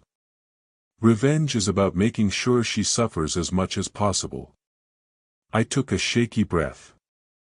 And I don't know if I want to be the kind of person who chooses revenge. Dr. Williams cleared her throat. Maya, I need to point out something important. This isn't just about your sister anymore. If Monica interfered with your medical care, she may have done the same thing to other patients. Medical fraud is a serious crime that affects more than just the immediate victim. Other patients? Monica had access to your medical records, your insurance information, your treatment plans. If she was willing to manipulate your care to serve her purposes, she might have done the same thing to other people. People who trusted her to help them navigate the medical system. The weight of that possibility settled over me like a lead blanket. It wasn't just about me and Monica anymore. It was about every person who might have been denied proper medical care because my sister saw their suffering as useful to her schemes. I need time to think, I said finally. Of course, Dr. Williams said. But Maya, I want you to understand, the window for effective treatment is closing. The longer we wait, the less likely therapy is to be successful. If you're going to try this, we need to start soon. As Alexander wheeled me out of the hospital, I felt the weight of an impossible choice pressing down on me. I could pursue treatment and potentially walk again, but only by destroying what was left of my relationship with my family and possibly sending Monica to prison for most of her adult life. Or I could stay silent, stay in my wheelchair, and let Monica serve her time for the crimes that were already proven. What would you do? I asked Alexander as we sat in his car in the hospital parking lot. I'd choose myself, he said without hesitation. I'd choose my future over her past. I'd choose the chance to walk again over protecting someone who never protected me. Even if it meant becoming someone you didn't recognize. Someone driven by revenge instead of justice. Alexander was quiet for a long moment. Maya, can I tell you about Sarah? The woman I lost? I nodded. She was a nurse. Worked in pediatric oncology, taking care of children with cancer. The night she died, she was driving home from the hospital after a 16-hour shift because one of her patients was having a crisis. His voice was steady, but I could hear the pain underneath. A drunk driver ran a red light and hit her car. She died instantly. I'm sorry. The drunk driver was a repeat offender. He'd been arrested for DUI 3 times before, but he kept getting light sentences because he had a good lawyer and a sob story about his difficult childhood. Alexander's hands tightened on the steering wheel. If someone had thrown the book at him the first time, or the second time, Sarah would still be alive. You think I should pursue the medical fraud charges? I think you should ask yourself this: if Monica is willing to sabotage her own sister's medical care, what is she willing to do to strangers? And how many people might suffer if she's given another chance to hurt them? As we drove back to my apartment, I realized that Alexander was right about one thing. This wasn't just about me and Monica anymore. It was about the kind of person I wanted to be, and the kind of world I wanted to live in. A world where people like Monica faced the full consequences of their actions. Or a world where family loyalty trumped justice, even when that loyalty was completely one-sided. I had until tomorrow to decide. And for the first time in 3 years, the choice was entirely mine. That night, I sat in my apartment staring at Dr. Williams' business card. She'd written her personal cell phone number on the back with a note: "Call me when you're ready." P.W. Ready. Such a simple word for such a complicated decision. My phone rang at 9 p.m. Monica's lawyer. Ms. Chen, I know this is unusual, but my client is asking to speak with you directly. She says it's urgent. I told you I wasn't interested in visiting her. She's not asking for a visit. She's asking for a phone call. 5 minutes. She says she has something to tell you about your medical records. My blood went cold. What about my medical records? She wouldn't tell me. But she seemed desperate. More desperate than I've seen her since the arrest. I hung up without answering, but 20 minutes later, the phone rang again. This time it was a number I didn't recognize. Maya. Monica's voice was small and broken. Please don't hang up. How are you calling me? Lawyer's phone. I told him it was an emergency. She was crying. Maya, I heard about your hospital visit today. Word travels fast in here. One of the guards has a friend who works at the medical center. So I know what Dr. Williams found. And I know what you're thinking about doing. My heart was pounding. What am I thinking about doing, Monica? You're thinking about pursuing the medical fraud charges. About telling them that I prevented your follow-up care. Her voice cracked. Maya, please. I'm begging you. Don't do this. Give me one good reason why I shouldn't. Because I can give you something better than revenge. I can give you the truth. The whole truth, about everything. I already know the truth. No, you don't. You know part of it. But there's more. About David, about the money, about why I really caused the accident. Monica's voice dropped to a whisper. Maya, David didn't just target me because I was useful. He targeted me because of you. The words hit me like a physical blow. What do you mean? He was obsessed with you. Had been since the first time he met us. He used to ask me questions about your schedule, your routines, your dreams. He'd watch videos of you dancing over and over. Monica was sobbing now. He told me he was going to leave me for you after you became famous. Said you were everything I wasn't, talented, graceful, destined for greatness. I felt sick. That's not true. It is true. The night before the accident, he came to our apartment drunk and told me he was done pretending to love me. Said he was going to tell you how he really felt after your audition, and that you'd choose him because successful men always get the girl they really want. Monica, even if that's true, it doesn't justify. I'm not trying to justify anything, she screamed, then lowered her voice quickly.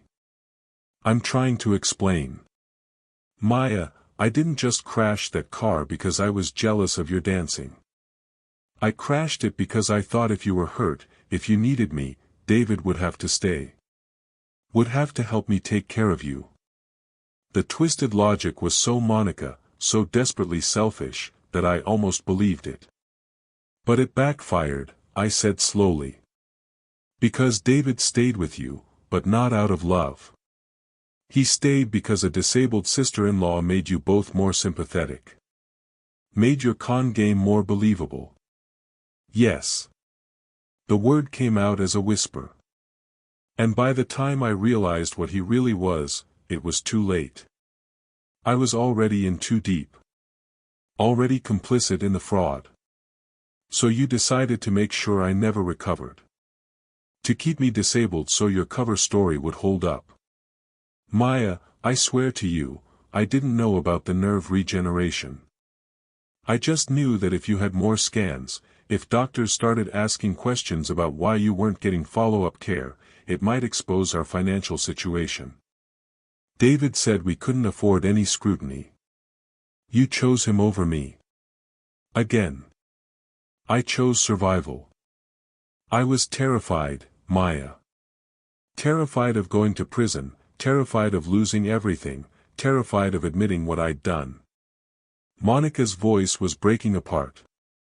But I never stopped loving you. Even when I was making those horrible choices, I never stopped being your sister. Yes, you did, I said quietly.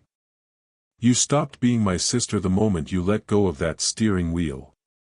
Everything after that was just you trying to live with what you'd done. Maya, please.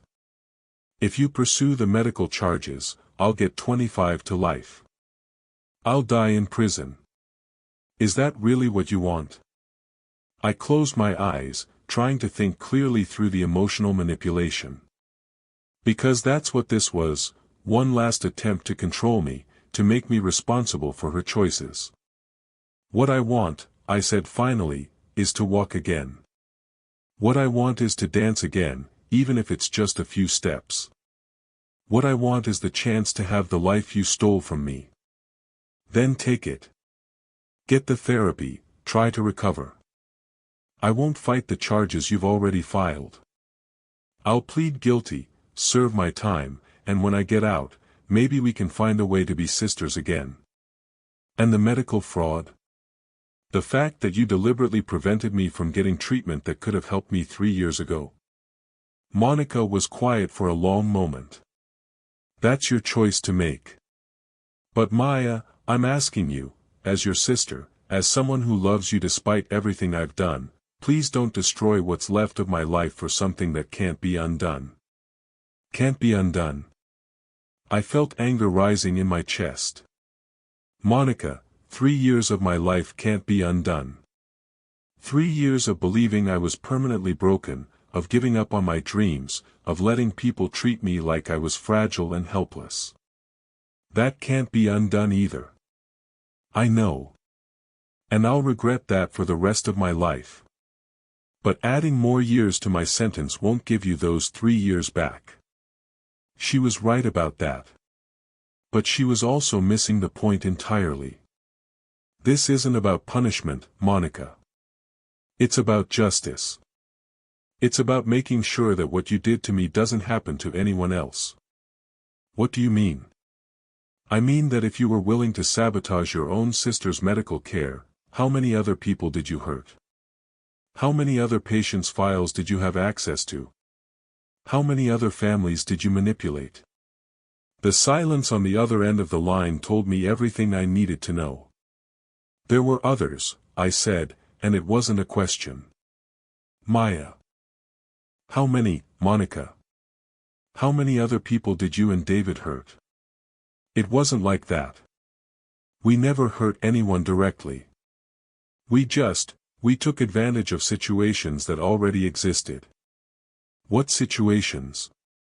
Insurance claims. Medical billing disputes. People who were already struggling with the system. Monica's voice was getting smaller. David would find families dealing with medical crises, and I'd help them navigate the paperwork. But sometimes, if they were getting settlements or insurance payouts that seemed excessive, you'd skim money off the top. Just a little. Just enough to keep our business running. And we'd tell ourselves we were still helping them, just helping ourselves too. The scope of their crimes was staggering. They hadn't just stolen from investors, they'd stolen from sick people, desperate families, people who were already at their most vulnerable. How many families, Monica? I don't know. Maybe 20. 30. It was never a lot of money from each one, just enough to fund your fake lifestyle while real people suffered. I felt something cold and final settle in my chest. Monica, you're not the sister I grew up with. You're not even the person who caused my accident. You're someone who preys on sick people for money. Maya, please. No. I cut her off. I've heard enough. I know what I have to do. What does that mean? It means I'm choosing myself. I'm choosing my future over your past. I'm choosing justice over family loyalty. I took a deep breath. And I'm choosing to make sure you never get the chance to hurt anyone else. Maya, don't do this. Please. I'm begging you. You should have thought about that before you decided to play God with my medical care. Before you decided that keeping me disabled was more important than letting me heal. I hung up the phone and immediately called Dr. Williams. Dr. Williams? It's Maya Chen. I've made my decision. What would you like to do? I want to start therapy immediately. And I want to file a formal complaint about the medical fraud. All of it. Are you sure? Once we start this process, there's no going back. I looked around my apartment, at the wheelchair ramps, the modified bathroom, the lowered countertops. All the accommodations I'd made for a disability that might not have been permanent if I'd received proper care. I'm sure, I said. It's time to take my life back. 6 months later, I stood in the courthouse lobby, leaning heavily on forearm crutches but standing nonetheless. The physical therapy had been brutal, hours of exercises that left me exhausted and sometimes screaming in frustration. But Dr. Williams had been right. The nerve regeneration was real, and with intensive treatment, I'd regained partial sensation and limited mobility in my legs. I wasn't dancing yet. Might never dance the way I used to. But I was walking, and that felt like a miracle. You ready for this? Alexander asked, adjusting his tie. He'd been with me through every therapy session, every legal meeting, every moment of doubt and breakthrough. As ready as I'll ever be. The trial had been postponed twice while the FBI investigated the full scope of Monica and David's crimes. What they'd found was staggering, not just the $50 million in investment fraud, but an additional $12 million stolen from medical insurance claims and patient settlements. 37 families had been victimized, some losing their entire life savings to the couple's schemes. Monica's lawyer had tried to negotiate a plea deal, but the prosecution wasn't interested. The medical fraud charges alone carried a potential sentence of 25 years, and that was before adding the investment fraud, conspiracy, and assault charges. Maya Chen. A reporter approached us as we entered the courthouse. How does it feel to be walking into your sister's trial? It feels like justice, I said simply. The courtroom was packed. Victims and their families filled the gallery, along with reporters and curious onlookers drawn by the sensational nature of the case. I took my seat in the front row, my crutches propped beside me. Monica looked smaller than I remembered, dressed in an orange jumpsuit with her hair pulled back severely. She'd lost weight during her months in jail, and there were dark circles under her eyes. When she saw me walk into the courtroom, her face crumpled. David sat at a separate defense table. His lawyer had managed to negotiate a plea deal in exchange for testimony against Monica. 15 years instead of life, with the possibility of parole in 10. He wouldn't look at me. All rise, the bailiff called. The Honorable Judge Patricia Hernandez presiding. Judge Hernandez was a stern woman in her 60s with silver hair and sharp eyes.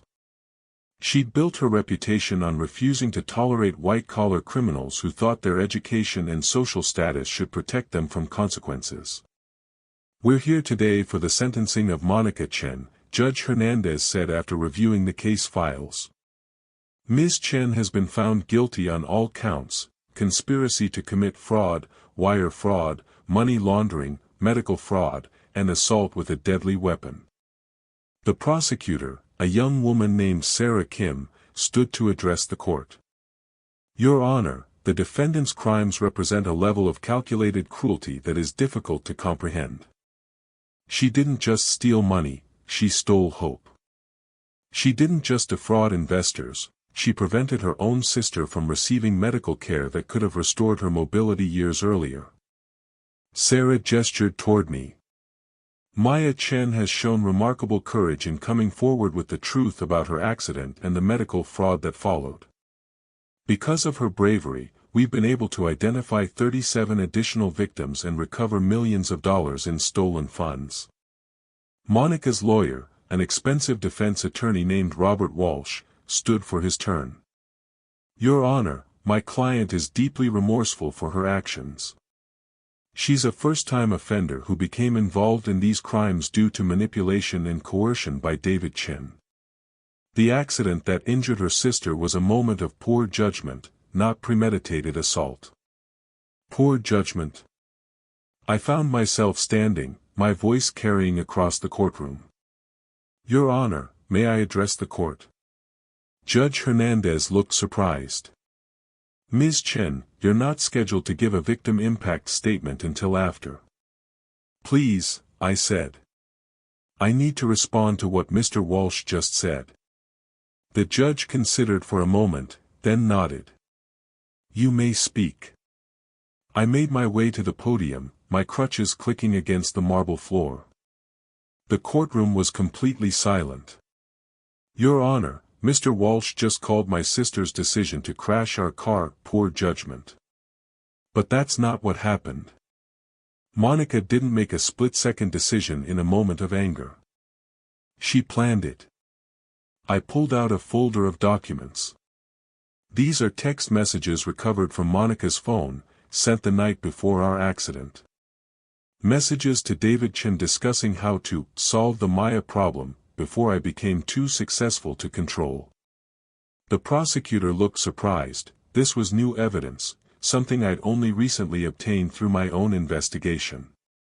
In these messages, Monica writes, and I quote, "She thinks she's so much better than me. Tomorrow I'm going to show her that all her dreams can disappear in an instant." A gasp went up from the gallery.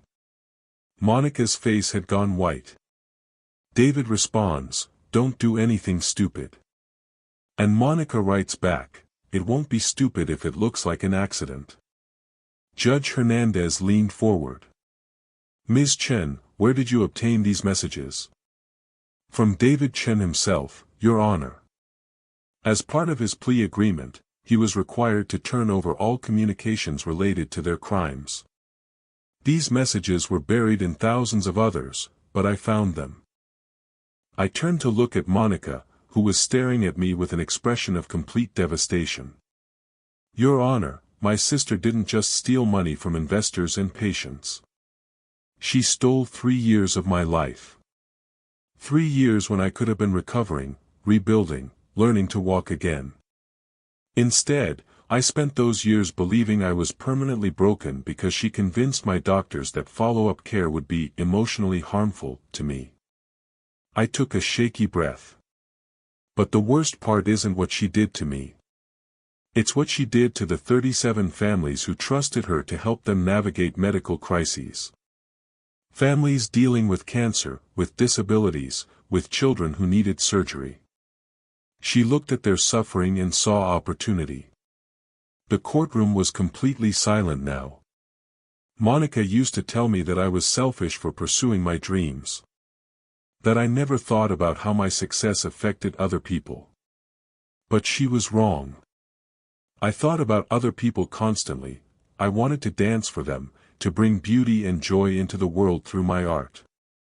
I looked directly at my sister. Monica, on the other hand, looked at other people's pain and figured out how to profit from it. That's not poor judgment. That's not a moment of weakness. That's who she chose to become. I turned back to Judge Hernandez. "Your Honor, I'm not asking for revenge. I'm asking for justice. Justice for me, for my parents who lost their retirement savings, and for every family that trusted Monica to help them when they were at their most vulnerable." As I made my way back to my seat, the courtroom remained silent.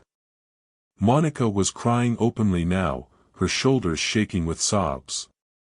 Judge Hernandez reviewed the sentencing guidelines for several minutes before speaking. "Monica Chen, you have been found guilty of crimes that demonstrate a pattern of calculated cruelty spanning several years. You have shown a willingness to exploit the most vulnerable members of our society, including your own family." She paused, looking directly at Monica. "The court finds that your actions were not the result of poor judgment or manipulation by others. The evidence clearly shows that you were an active and willing participant in these crimes, and that you continued to make choices that prioritized your own interests over the welfare of others." Monica's lawyer put a hand on her shoulder as she swayed in her chair. "For the crime of assault with a deadly weapon, I sentence you to 10 years in state prison. For conspiracy to commit fraud, I sentence you to 15 years in federal prison.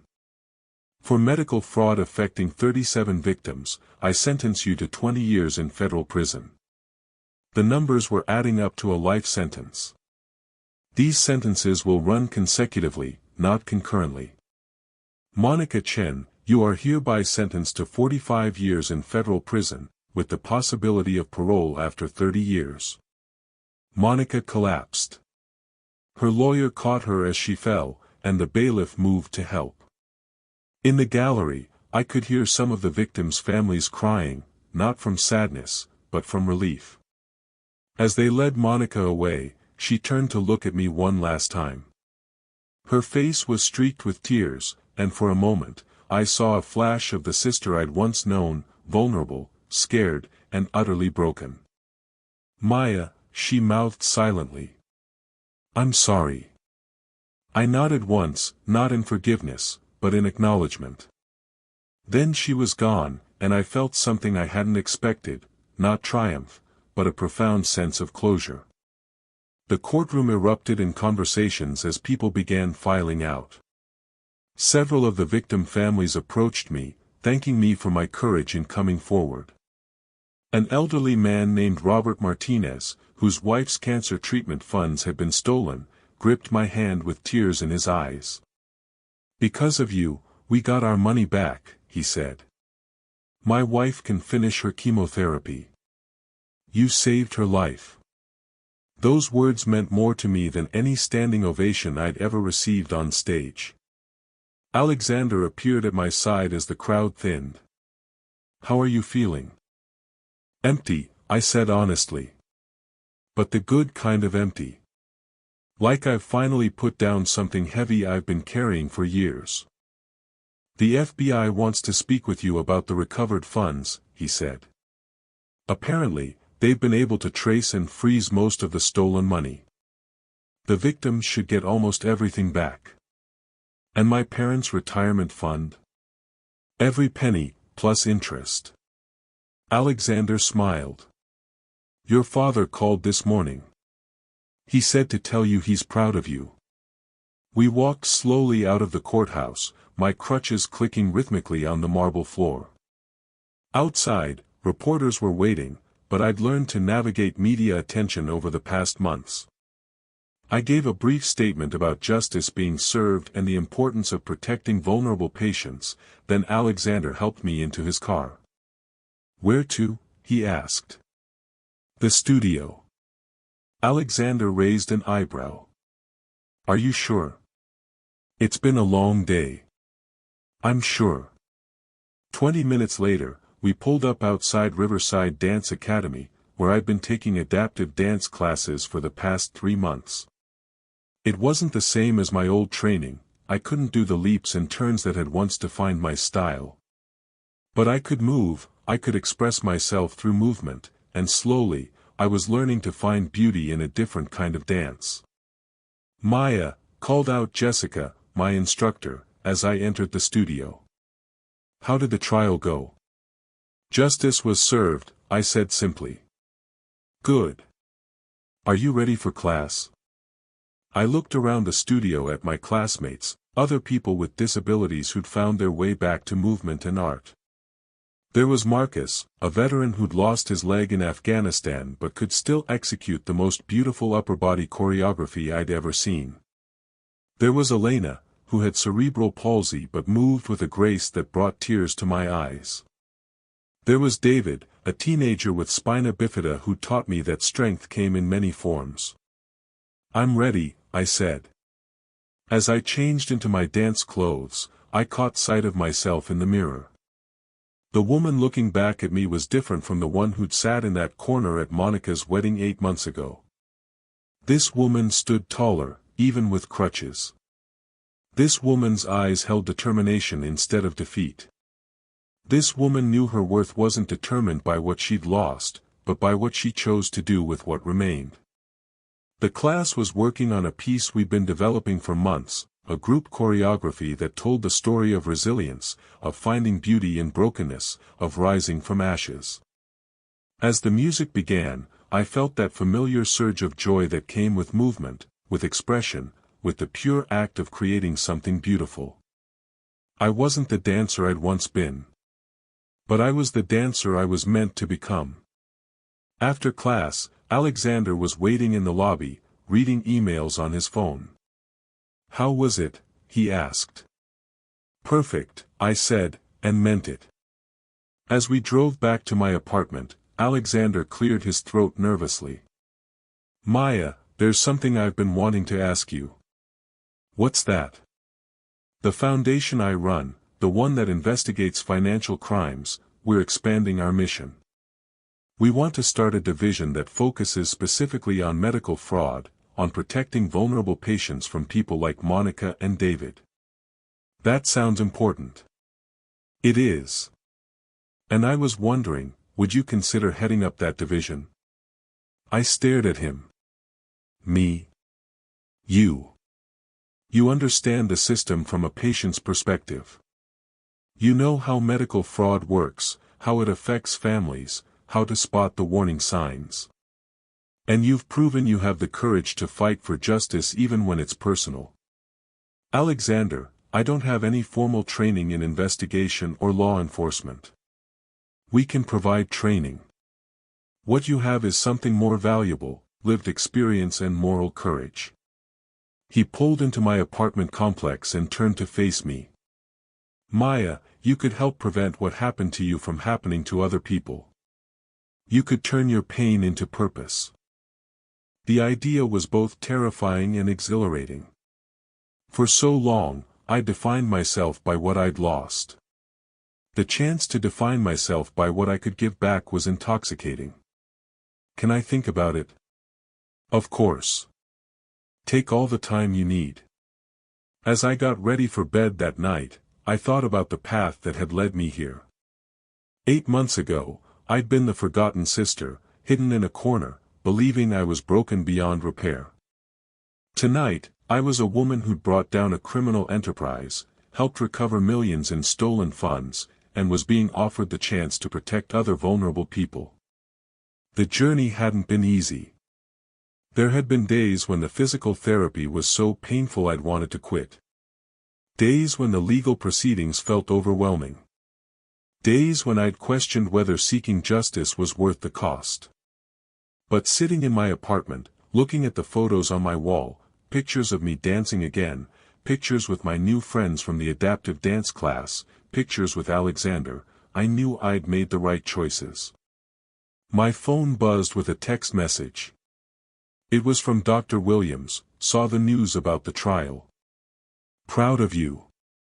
How are the legs feeling? I stood up from my chair, balancing carefully without my crutches, and took 3 steps across my living room.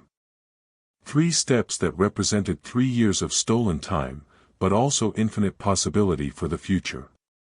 I texted back, getting stronger every day.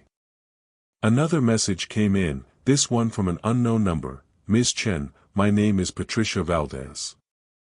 I saw your story on the news. I think my sister's medical care was sabotaged by someone like your sister. Can you help me? I stared at the message for a long moment, then typed back, yes. I can help you.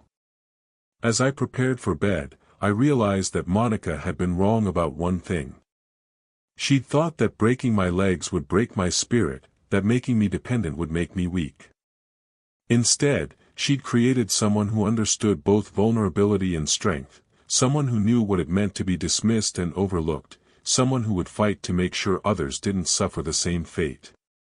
Tomorrow, I would call Alexander and accept his offer. I would start building a new career, a new purpose, a new way of dancing through the world. Tonight, I would sleep peacefully for the first time in 3 years, knowing that justice had been served and that my future was entirely my own to create. The forgotten sister had found her voice. And she was just getting started.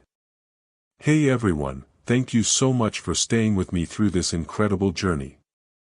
Maya's story reminds us that sometimes our greatest betrayals can become our greatest strengths, and that justice, while not always easy, is always worth fighting for. If this story resonated with you, please hit that like button and subscribe for more stories about resilience, justice, and the power of refusing to stay broken. Share this in the comments. Have you ever had to choose between family loyalty and doing what's right? How did you handle it?